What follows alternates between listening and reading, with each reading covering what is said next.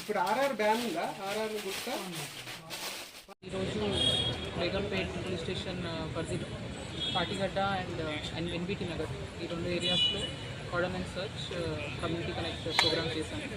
దీంట్లో ఒక 200+ police personnel Hyderabad city police నుంచి పార్టిసిపేట్ చేశారు, north zone as well as city police నుంచి.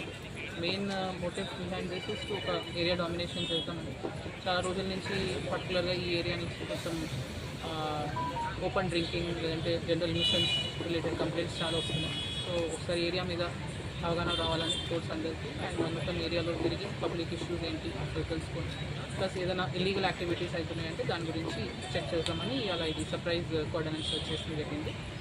సో దీంట్లో ఒక చాలా వరకు మీరు చూడొచ్చు, నంబర్ ప్లేట్ లేని వెహికల్స్ లేదంటే ఇంప్రాపర్ నంబర్ ప్లేట్తో లైసెన్స్ పేపర్స్ లేని నంబర్ ప్లేట్స్ ఇట్లాంటి వెహికల్స్ ఒక 70 వరకు సీజ్ చేస్తాం జరిగింది. కొన్ని ఇక్కడ ఉన్నాయి, కొన్ని ఇంకా లోకల్ ఇంకొకటి నుంచి తీసుకొస్తున్నారు వెహికల్స్ అన్ని.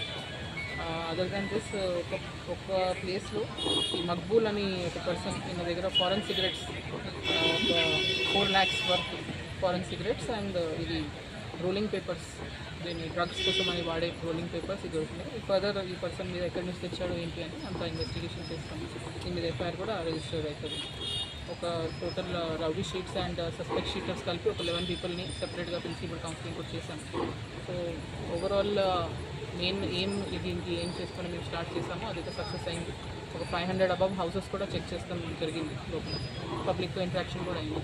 In future also we will continue to do such programmes not only so that పబ్లిక్కి పోలీస్ మధ్యలో కనెక్ట్ ఉండాలి అండ్ ఏదైనా ఇష్యూస్ ఉంటే వాళ్ళు ఫ్రీగా వచ్చి మాకు చెప్పుకునేట్టు ఉండడానికి further also will do this.